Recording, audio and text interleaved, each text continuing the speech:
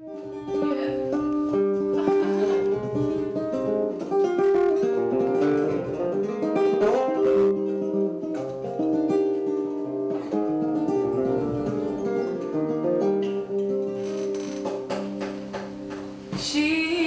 אמרה לו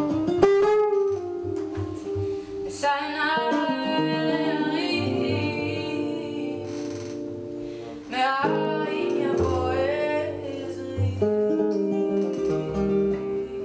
החלק הראשון זה החלק המוזיקלי, אולי החלק של השירה בציבור,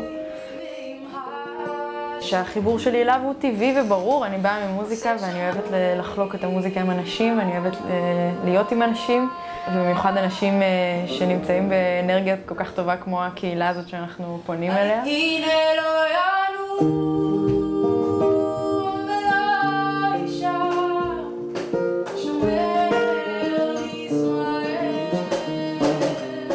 השם שומרך, השם צלך,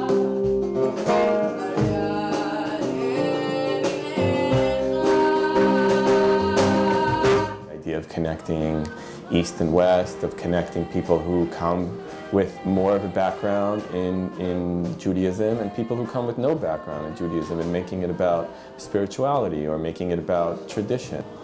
Community, mostly about music for me.